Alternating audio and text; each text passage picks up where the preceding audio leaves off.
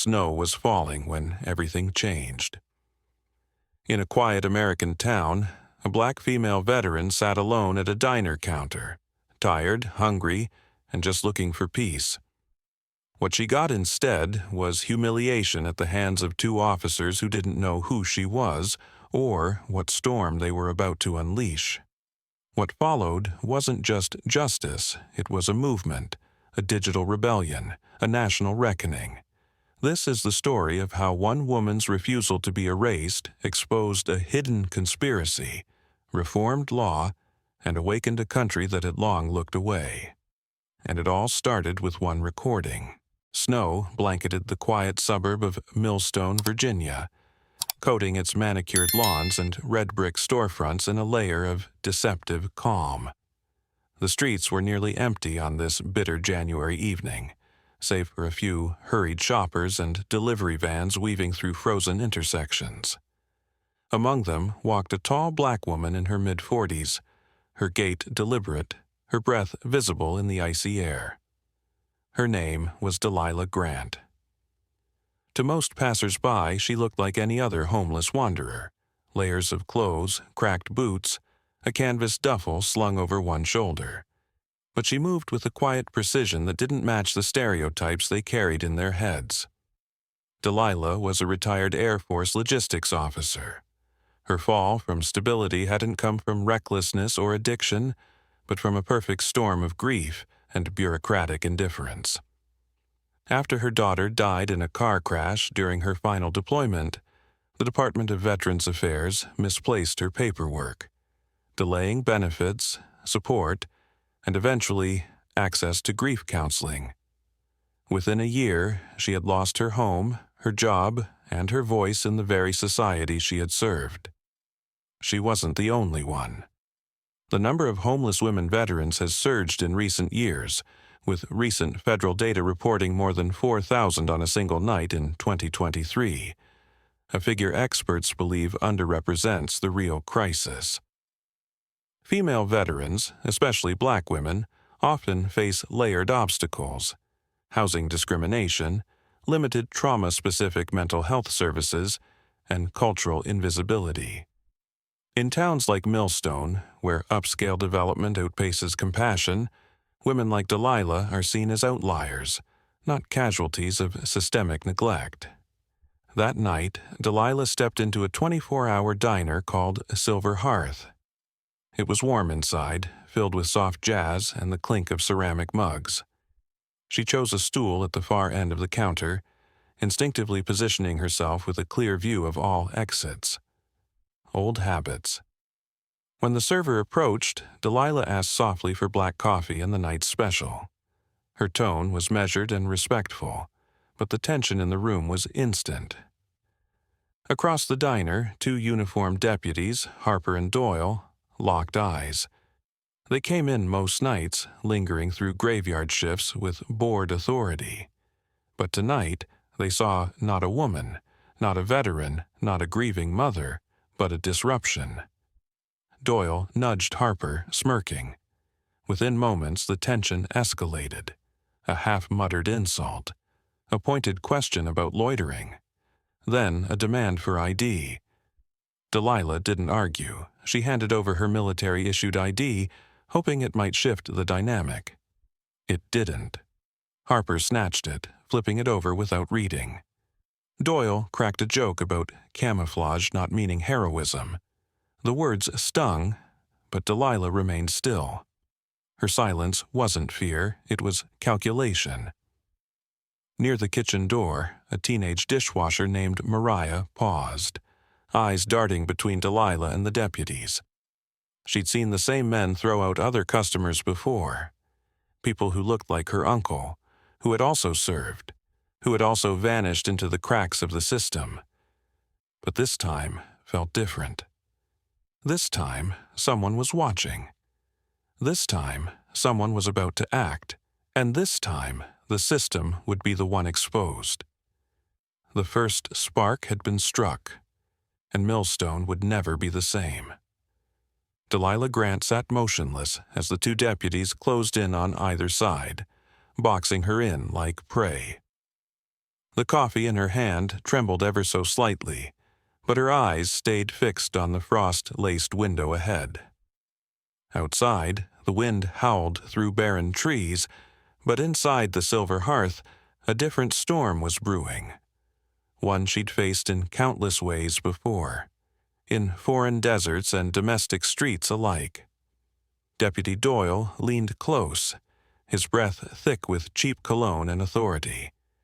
He accused her of disturbing customers, of refusing to leave when asked, of impersonating a veteran.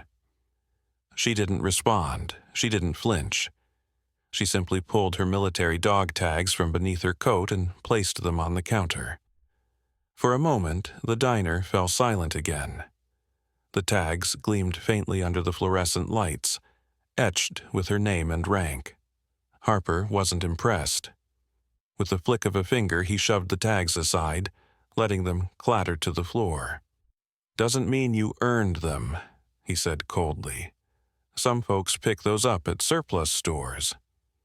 That's when Mariah, the teenage dishwasher with a chipped phone and a history book's worth of suppressed outrage, hit record. From behind the kitchen swinging door, she captured it all: the verbal abuse, the threats. The moment Doyle twisted Delilah's arm and wrenched her from the stool, ignoring her paid bill still sitting by her plate. The phone trembled in her hand, but her focus didn't break.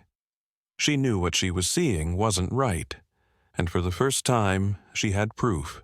Delilah's arrest wasn't unusual in Millston. Vagrancy laws and nuisance behavior citations were regularly used to clear out the unhoused from sight.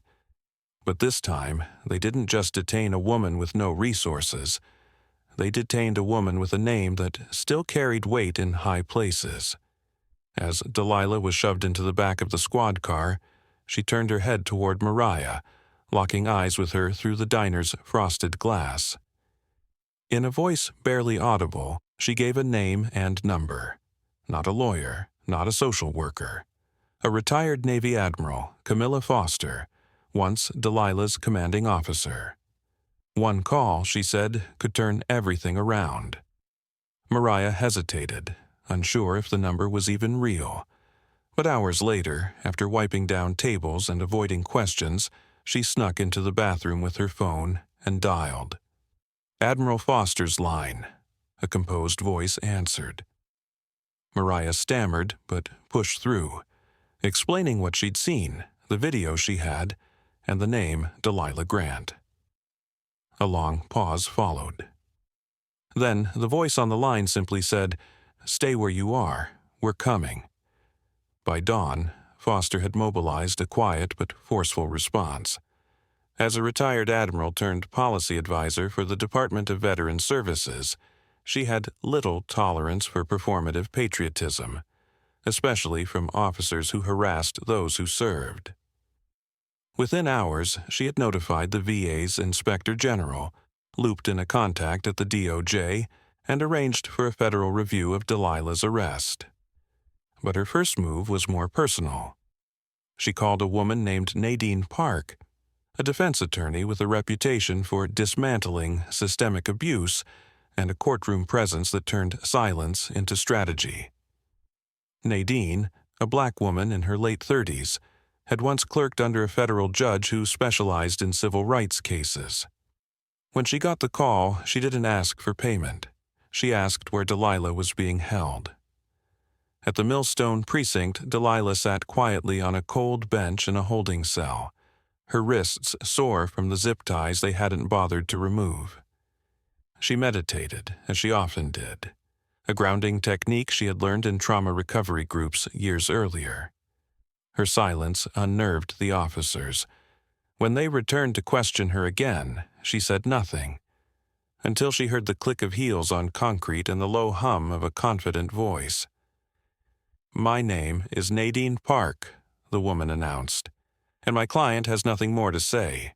She'll be leaving with me now."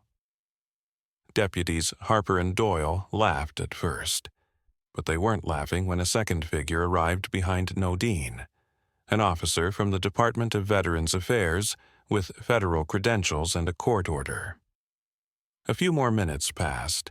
Then Delilah stood, collected her coat, and walked out without another word. Her release was quiet, but it sent a shockwave through the station. Word spread fast, faster than anyone could contain. Outside, the frost had begun to melt in the morning sun. Mariah stood near the sidewalk clutching her phone. When she saw Delilah exit, safe and whole, she let out a breath she hadn't realized she was holding. Delilah approached her slowly and extended her hand. "You made the call?" she said softly. Mariah nodded, still stunned. "I didn't think it would matter," Delilah smiled. "It always matters." Later that day, the video Mariah recorded began to circulate. Quietly at first, then rapidly. Veterans organizations, civil rights advocates, and online justice forums picked it up. Within 24 hours, number Delilah Grant was trending. People weren't just outraged, they were asking questions. Who else had this happened to? What was going on in towns like Millstone? Admiral Foster gave an answer in a press statement that same afternoon. "This isn't an isolated incident. This is the result of failed oversight, dehumanizing culture and policy gaps that allow veterans, especially women of color, to fall through every crack. We intend to fix that, starting now." And so, what began as a single act of cruelty in a diner booth began to unravel something much larger. Delilah wasn't looking for revenge. She wasn't looking to become a symbol. But as the gears of accountability began to turn, she understood something deeply familiar. This wasn't a battle she started, but it was one she knew how to finish. 3 days after her release, Delilah Grant stood in the corner of a quiet conference room in Alexandria, Virginia, sipping black coffee from a styrofoam cup. She wasn't used to this kind of attention, surrounded by attorneys, policy experts, and social media strategists, but she wasn't overwhelmed either. Years of service had taught her how to operate in chaos. What rattled her wasn't the whirlwind of media inquiries or legal briefings. It was the fact that everything she had endured was happening to others, right now, in towns far from any camera lens. Nadine Park, the attorney who had secured Delilah's release, stood at the center of the room, already flipping through a thick folder. Her team had been working non-stop since the diner video went viral, combing through public records, use of force complaints, housing eviction trends, and disciplinary reports across Millstone and 3 surrounding counties. What they were uncovering was not just troubling, it was orchestrated. "We've found evidence of a coordinated policing pattern," Nadine explained, projecting a heat map of Millstone onto a screen. "Targeted enforcement around transitional shelters, public libraries, soup kitchens, anywhere unhoused residents, especially veterans, tend to gather." The room fell still. These so-called enforcement zones correspond almost exactly with properties recently acquired or being pursued by a holding company called Meridian East Development. The company is tied to a private equity firm with direct contracts to law enforcement equipment suppliers, and it appears they're buying up land dirt cheap after enforcement drives the homeless out. Delilah leaned forward, her military training sparking to life. "So they're using the police to lower neighborhood value and secure the land for private buyers?" "That's the working theory," Nadine confirmed. "And veterans, particularly women of color, are being treated as collateral damage." Data from HUD's most recent point-in-time count showed a 7.4% increase in veteran homelessness over the past year, with Black women veterans among the fastest-growing demographic. Yet, cities like Millstone had no updated veteran housing plans. Instead, they invested in surveillance systems and anti-loitering enforcement zones. Nadine's team suspected this wasn't a failure of policy, but its very design. The cultural acceptance of displacement as urban renewal wasn't new. But this case was something darker. where gentrification was being weaponized through selective policing. Body camera footage requests were frequently denied. Complaint forms were rerouted or buried. In Millstone, internal affairs was led by a retired police captain, now consulting for, unsurprisingly, Meridian East. What broke the silence again was the quiet voice of Mariah, the teenage dishwasher who had filmed Delilah's arrest. She had remained close to Delilah in the days following the incident, drawn by both admiration and shared trauma.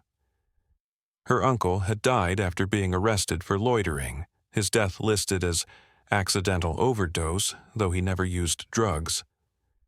"I don't think people care about patterns," Mariah said softly, scrolling through her phone. "They care about people." Delilah looked over. "What do you mean?" "Stories, faces, names. That's what goes viral. That's what sticks. We need to show them who's getting pushed out, not just numbers." The room went quiet again, but this time with realization. And so, a new plan emerged. Legal pressure would build the case, but storytelling would drive the public conversation. They would center the narrative not on destruction, but dignity, on veterans who had served, struggled, and been forgotten by the same country they once protected. Over the next week, Nadine's team worked closely with Delilah and Mariah to document the testimonies of other unhoused veterans. At a church basement downtown, they set up a recording booth and filmed over a dozen interviews. There was Sergeant Alicia May, who lost her home after being discharged with undiagnosed PTSD. There was Corporal Renee Ellis, whose landlord tripled his rent after selling the building to a Meridian-linked developer. There was even Officer Theo Brinks, a retired MP who admitted he had been told to patrol with a purpose near shelters and public parks, though he hadn't understood the full implications until recently. The videos were raw, powerful, and intimate. They highlighted the psychological toll of service, how trauma didn't end when the uniform came off. Many of the women described experiencing both military sexual trauma and bureaucratic indifference. Nearly all of them had been treated as disposable. Mariah edited the videos into a short docu-series called Unseen Valor. The first episode featured Delilah, seated on a folding chair in front of a simple blue backdrop. "I didn't ask to be a symbol," she said. "I asked for a meal, and instead of help I got handcuffs. But I'm not afraid of uniforms or badges. I've worn both. I know what they're supposed to stand for." The video was uploaded late on a Friday night. By Saturday afternoon, it had over 2 million views. Veteran groups reposted it. Local officials scrambled to issue statements. Civil rights attorneys began referencing Millstone in open letters. A sitting congresswoman even demanded an emergency inquiry into the use of city funds for Meridian East partnerships. But not all responses were supportive. Mariah received threats. Anonymous comments accused her of betraying law enforcement. Someone vandalized the church basement where the interviews had been filmed. The team began using encrypted apps, burner phones, and relocation protocols. Nadine filed emergency protection orders. Delilah stayed close to Mariah, reminding her that pushback was the price of impact. Meanwhile, Nadine's team quietly obtained whistleblower testimony from inside Millstone PD. An unnamed officer confessed that senior leadership tracked removal quotas tied to enforcement zones. They also admitted that officers received bonuses from a special community stabilization grant, underwritten by a private foundation with connections to Meridian East. The evidence was damning, but Nadine knew it still wasn't enough. Systemic change doesn't come from just exposure, she told Delilah late one night. It comes from legal leverage. We need a federal investigation. We need class action certification. We need to cut this cancer out at the root. Delilah looked at the printed statements and scanned maps. She wasn't a lawyer. She wasn't an activist. but she recognized battle terrain when she saw it. "We've got our war room," she said. "Now let's build our campaign." They began preparing affidavits, contacting state oversight boards, and planning a public hearing with the help of veteran legislators. Nadine drafted civil rights claims, citing targeted harassment, displacement, and conspiracy to violate constitutional protections. Their case grew stronger with each passing hour. Millstone wasn't just a town anymore. It was the first front in a national reckoning. And Delilah Grant, once invisible, was now the face of a movement too loud to ignore. While courtroom strategies took shape in Alexandria, an entirely different kind of operation unfolded in the shadows, silent, encrypted, and relentless.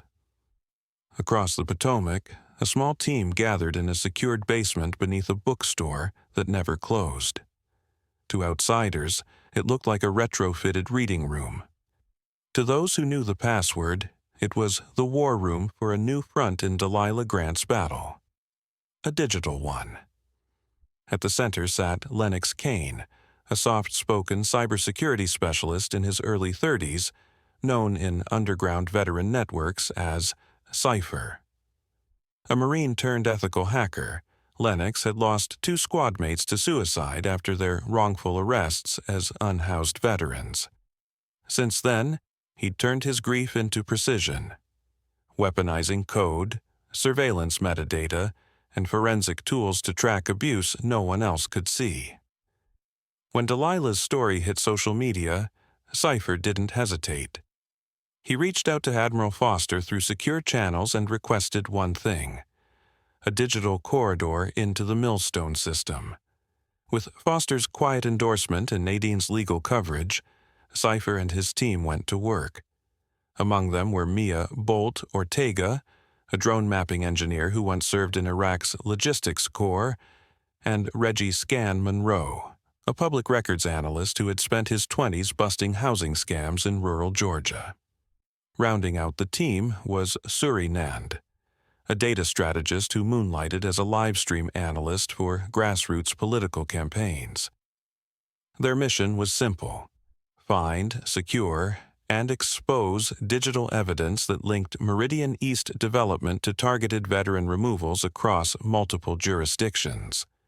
But their real goal was broader: cripple the digital infrastructure that made such corruption scalable and invisible. The first breakthrough came when Scan located a pattern buried in code enforcement records, a surge of emergency compliance inspections on properties within a 2-block radius of shelters or veteran service centers. The inspections often preceded ownership changes, properties flipped by shell corporations that led back, through 6 intermediaries, to Meridian East. Cypher's custom AI models flagged language patterns in officer dispatch logs that raised red flags. Phrases like "clean perimeter," "discourage presence," and "reset zone" popped up repeatedly in internal messages. None of these were standard police language, but all were used just before arrests of unhoused veterans. Bolt flew microdrones over Millstone's Southern Development Corridor, capturing high-resolution footage of surveillance nodes. The footage revealed camera placements not registered with city planning. They weren't just monitoring intersections. They were trained on encampments, shelters, and soup kitchens. A few even captured license plates of regular volunteers. Meanwhile, Suri tracked conversations online. After Delilah's first video broke 5 million views, coordinated disinformation campaigns surged. Dozens of new accounts began pushing a counter-narrative: that the video was staged, that Delilah was never in the military, that Nadine Park had a criminal record. None of it was true, but Suri traced these accounts back to a digital marketing firm with ties to a defense subcontractor, one that had done PR work for Meridian East during a housing discrimination case 5 years prior. "This isn't just corruption," Suri said during one of their nightly briefings. "It's manufactured erasure. They're trying to rewrite the story before it finishes unfolding." Cipher nodded grimly. Then we need to write it faster. They launched the Watchstand Project, a web-based platform that combined public records, drone surveillance, and real-time social media monitoring. It included anonymized whistleblower submissions, interactive maps of displacement zones, and user-generated reports of veteran harassment across the country. Every post was verified before going live. Every incident was timestamped and geolocated. The site opened with one sentence: "They served." Then they were erased. Now we see them. Within 48 hours, Watchstand had over 60,000 unique visitors. But success brought heat. Millstone's city attorney issued a cease-and-desist order to the domain registrar, citing unlawful use of proprietary police data. Nadine countered within hours, filing a protective injunction and citing First Amendment protections and whistleblower safeguarding statutes. Her legal team argued that much of the data was publicly sourced, the rest leaked by insiders invoking protection under federal whistleblower law. Then came the digital retaliation. Watchstand servers were hit with a denial-of-service attack. Thousands of false requests flooded their bandwidth. The team countered with rerouting protocols, mirrored backups, and AI-based throttling.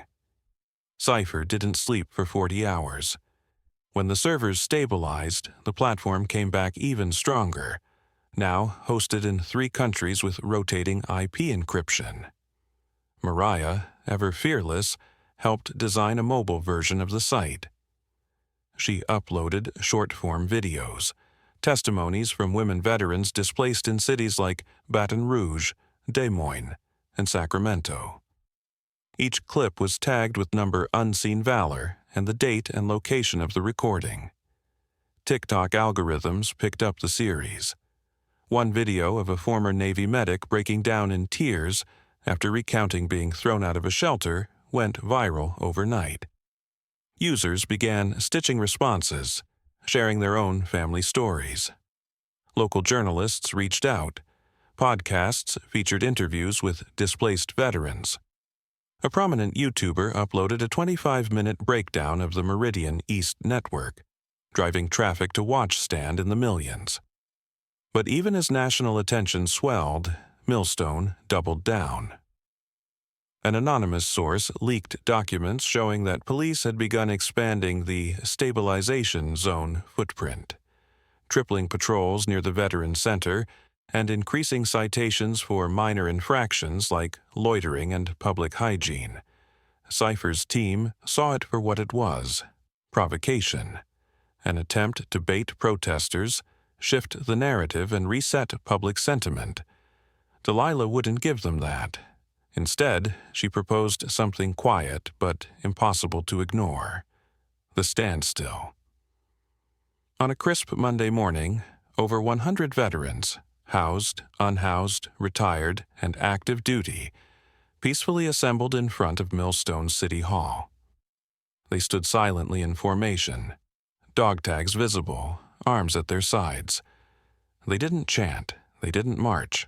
They stood still for exactly 22 minutes, 1 minute for each veteran estimated to die by suicide each day in America. News helicopters circled overhead. Local officials peered from windows. Bystanders wept. At the 23rd minute, Delilah stepped forward, removed her own tags, and placed them gently on the courthouse steps. Then she turned and walked away. Behind her, every veteran did the same.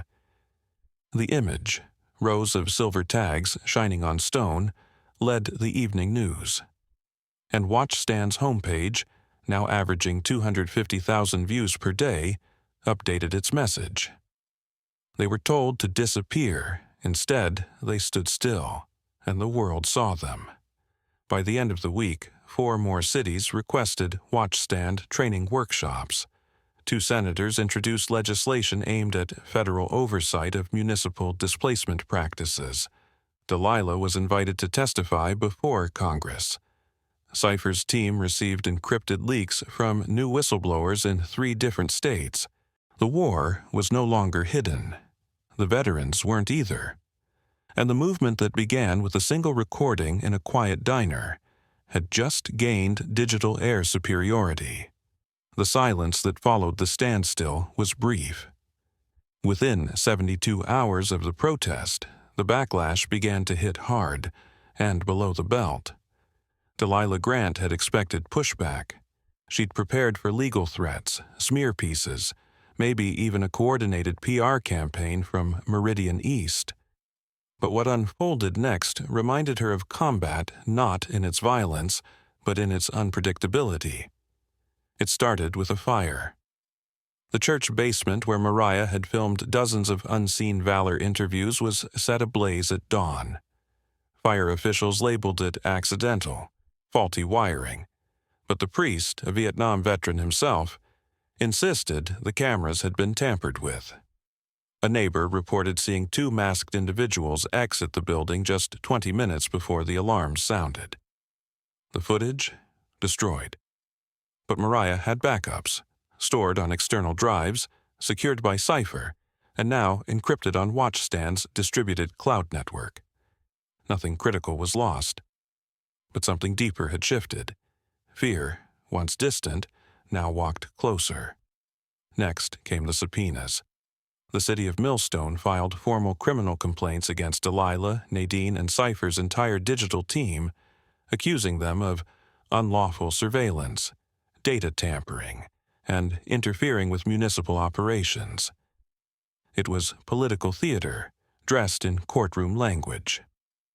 The goal wasn't to win in court, it was to freeze movement, drain resources, and discredit the very people challenging the system.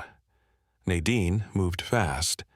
With help from civil liberties attorneys and veterans' rights organizations, she filed for injunctive relief in federal court and countersued the city for retaliatory abuse of process. But the stress was beginning to wear on the team. Reggie Scan Monroe started sleeping in his car. Mia Ortega began receiving threats at her workplace. Cipher's family in Baltimore was visited by random city inspectors.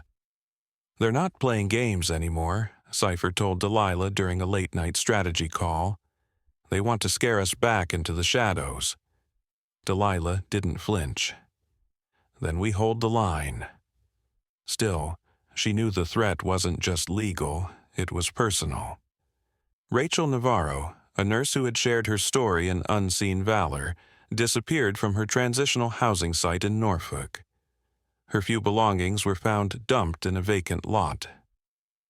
A week later, she resurfaced in a hospital, bruised, dehydrated, and disoriented.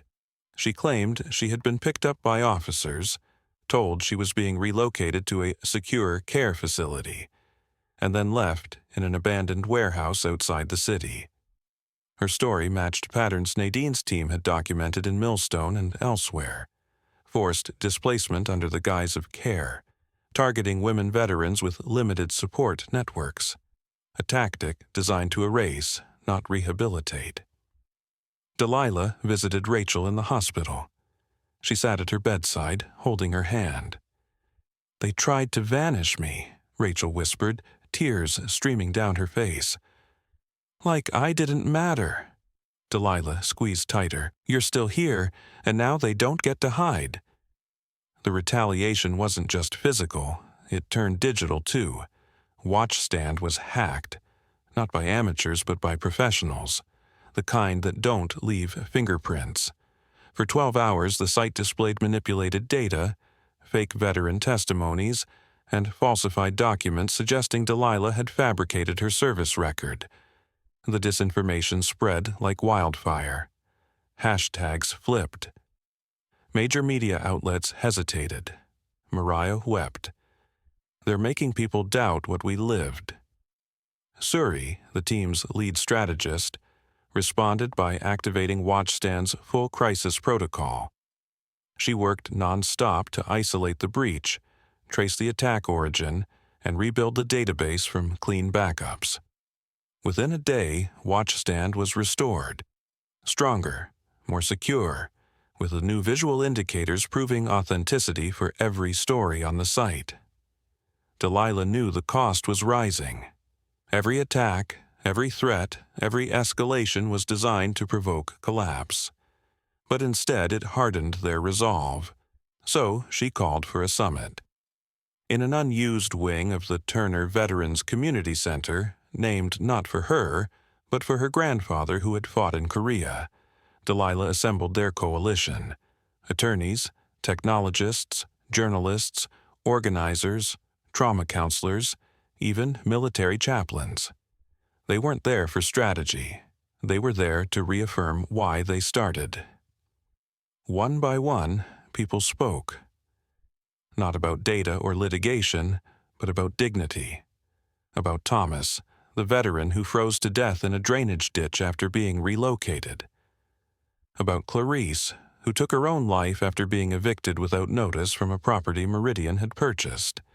About the kids at the community center who now wore shirts that read, "We serve too." Delilah stood last. Her voice was calm, but carried. This isn't just retaliation, it's revelation. Everything they're doing to us is what they've always done. Just now, everyone can see it. She turned toward the window where sunlight poured through, illuminating a faded American flag stitched by a local widow who had lost her son in Iraq. They came for us with intimidation, with silence, with smear and fear, and we're still here, we're still speaking, and we're not done. That night, a new video launched. It featured not just Delilah, but voices from across the movement. Edited by Mariah, narrated by Suri, secured by Cypher, backed by Nadine's legal disclosures. It showed the attacks, the evidence, the retaliation, and most of all, the resilience. The final words were Delilah's. "You can't erase what's already carved into history. We didn't choose this war, but we're not walking away from it." Within 48 hours, the DOJ announced a formal civil rights investigation into the city of Millstone, citing patterns of retaliatory enforcement against unhoused veterans and whistleblowers. The tide was shifting, but so was the enemy. Because from the moment the movement refused to be silenced, the opposition stopped hiding and began preparing to strike harder. And Delilah Grant knew the next wave wasn't coming for their stories. It was coming for their lives. The sun hadn't yet risen over the city when Cypher's alert system pinged a match, an anonymous data dump posted on an obscure veterans' rights forum. A compressed file, protected by military-grade encryption, had been uploaded with one chilling message. "The whole system's in on it. They just call it continuity." Lennox Cypher Kane didn't wait. Within 30 minutes, he'd cracked the encryption using layered keys only a former intelligence analyst would know to set. What unraveled on his screen sent a cold wave down his spine. It was bigger than Meridian East. The files contained internal communications, financial ledgers, and chain-of-command flowcharts tied to a covert, multi-state initiative called Continuity Program 88. A partnership between select municipal police departments, private real estate holding companies, and a federal task force originally designed to monitor civil disruption zones. Its original purpose, post 9/11, had been national security. Over time, it had been quietly retooled to serve a new agenda: displace the homeless from areas flagged for high-value redevelopment. Veterans, especially Black and brown women, were marked priority displacements in 8 different cities, and Millstone was just the test site. Cypher notified Nadine immediately. She, in turn, activated every legal and journalistic contact she had across the East Coast. Within hours, Watchstand's team had verified the authenticity of the files. The names listed matched real officers. The financial trails lined up with existing FOIA requests. Property transfers, eviction reports, and body cam redactions suddenly made a horrifying kind of sense. At the heart of the network sat Bradley Monroe, a retired Homeland Security consultant who now chaired the board of Meridian East's umbrella firm, EchoWall Holdings. Monroe had spent years pitching his community cleansing model at closed-door developer conferences and conservative policy think tanks. He even published a white paper, quietly removed from public record, advocating for the relocation of urban instability clusters. And in the audio files now in Watchstand's possession, he said the quiet part aloud. You want investors? Move the ghosts. You want votes? Move the noise. Homelessness is a perception issue. Clean streets make money. The leak hit like a lightning strike. By that afternoon, 5 national news outlets were running segments about Continuity 88. Rachel Navarro's story resurfaced. Mariah's documentaries were rebroadcast across public television networks. TikTok creators dissected the documents line by line, stitching together narratives with hashtags like #Continuity88 and #Expose EchoWall. Even late-night comedians got involved, turning Monroe into a national villain overnight. Still, Delilah knew this moment wasn't for celebration. It was for confrontation. A week later, she walked into the Virginia State Capitol building. Not through the side staff entrance as she once had during her lobbying days, but through the front, flanked by Nadine, Cypher, Mia, and 3 other women veterans who had lost everything. They weren't there to ask for help. They were there to demand answers. The hearing chamber was packed. Legislators, media, and military families crowded every seat. Outside, veterans of all ages stood in silent solidarity, holding signs that read, "We served. You erased us." Justice is not discretionary. No more invisible soldiers. Delilah took the stand, her military ribbons pinned over a plain navy blouse. She didn't carry a script. "My name is Delilah Grant," she began, her voice calm but firm. "I am a veteran of 2 tours, the widow of a fellow soldier, and a survivor of systemic displacement carried out by those entrusted to protect and serve." She paused. "We're not talking about policy failure anymore. We're talking about coordinated abuse. We're talking about programs designed to erase the presence of people who make developers uncomfortable." Behind her, Cypher cued visuals, maps, timelines, screenshots, voices. Delilah continued. "They called it continuity. I call it a betrayal, not just of our rights but of our service. You can't thank us for our sacrifice while signing contracts to disappear us." Murmurs filled the room. Some lawmakers shifted uncomfortably in their seats. One even walked out. But most stayed. When Nadine followed Delilah on the stand, she presented a legal cascade. Continuity 88 violated federal housing law, civil rights statutes, whistleblower protections, and the Civil Liberties Act. She called for immediate subpoenas, asset freezes, and indictments. Her voice didn't shake once. By the time Cypher presented his digital evidence, the chamber had gone silent again, not out of skepticism, but because what he showed left no room for denial.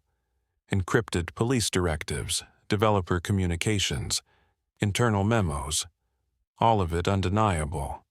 All of it tied to people sitting on city councils and police oversight boards. Back in Millstone, the effects were immediate. Mayor Brent Folsom resigned. The police chief took a leave of absence. Captain Roan, who had signed most of the patrol expansions, was placed under federal investigation. EchoWall Holdings' website disappeared overnight, along with 2 of its shell companies. But retaliation wasn't done yet. The morning after the Capitol hearing, Delilah's small car was found torched in front of her temporary housing unit. No arrests, no suspects. A charred flag lay in the driver's seat. The message was clear. Delilah didn't blink. That same day, she held a press conference outside the ruins of the Red Rail Diner, where everything had started. The crowd was thick with journalists, activists, and families of displaced veterans.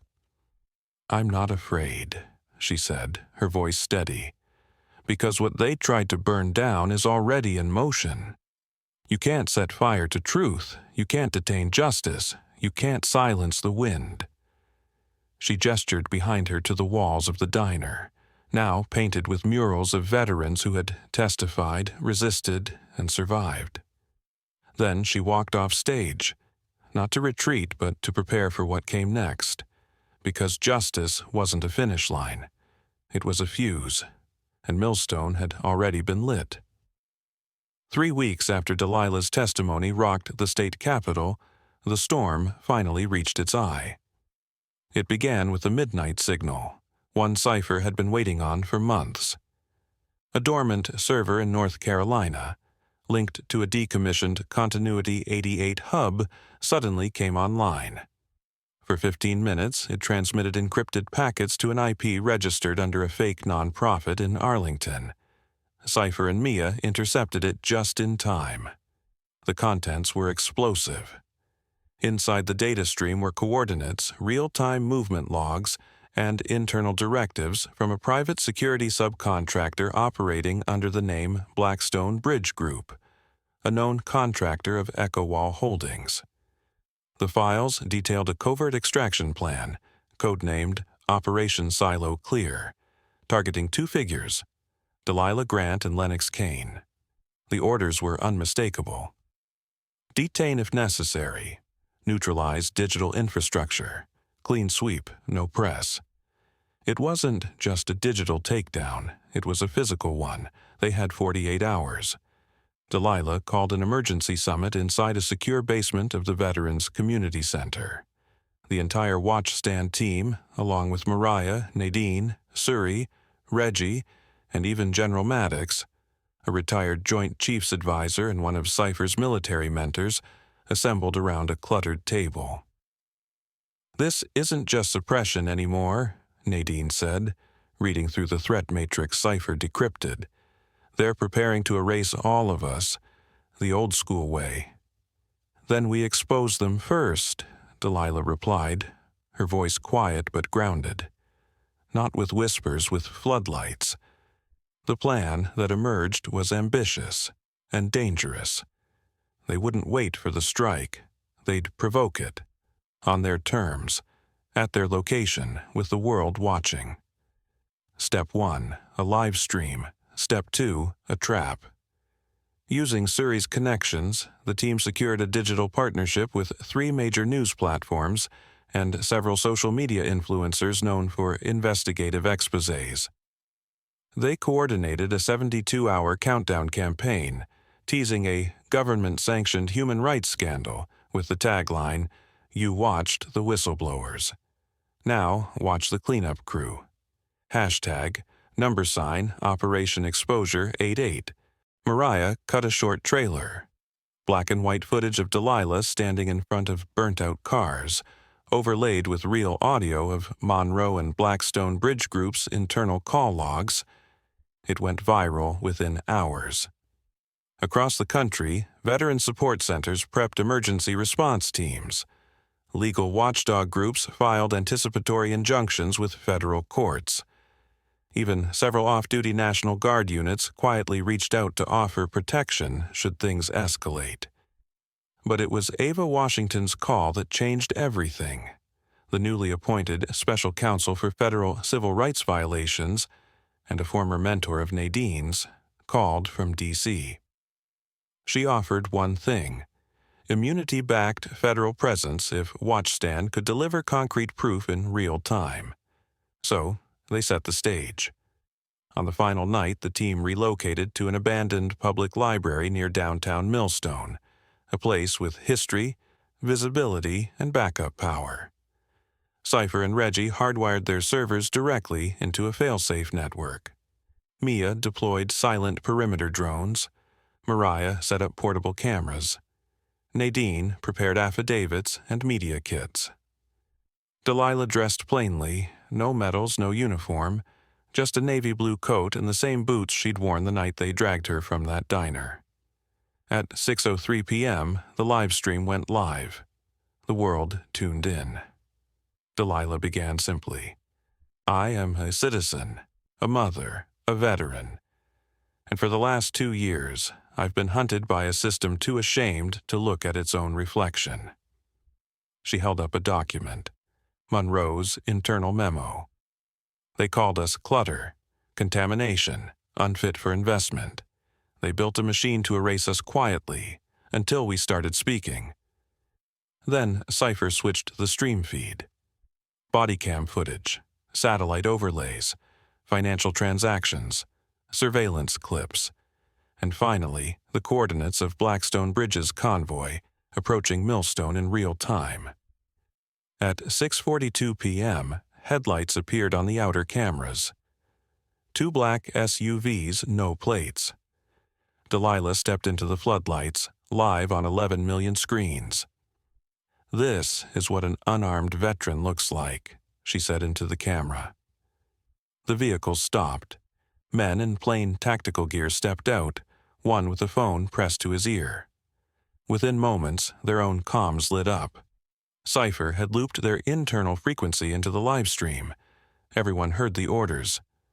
Abort, they're live. Do not engage. Silence. Then the SUVs backed up. Fast, they disappeared into the dark. Back inside the library, the room held its breath. Cypher turned to Delilah, stunned. They blinked. No, she corrected. They exposed themselves. In the hours that followed, the video was replayed on every major outlet. Ava Washington announced a formal investigation into Continuity 88 and Blackstone Bridge. Congress convened a special session. Cities previously silent began issuing statements. EchoWall Holdings stock crashed 37% in 2 days. Monroe was subpoenaed by federal marshals 3 mornings later.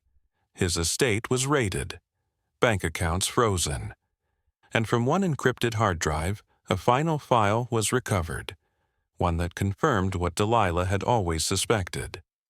D. Grant, high priority for permanent discredit, neutralization preferred. Nadine filed a federal civil rights lawsuit by noon.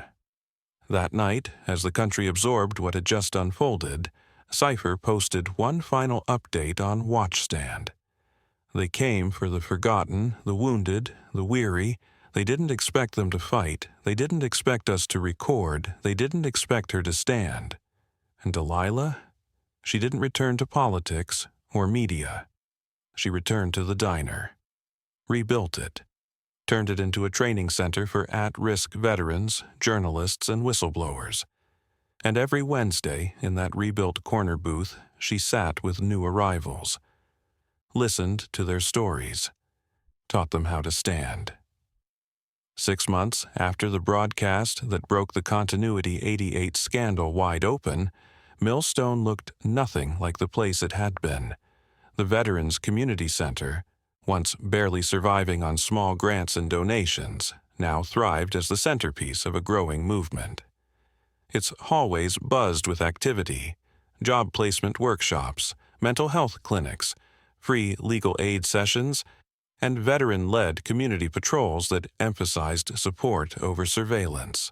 Where before there was fear and silence, now there was planning, purpose, and pride. At the center of it all, Delilah Grant remained both visible and elusive, leading some efforts publicly while stepping away from others to let new voices rise.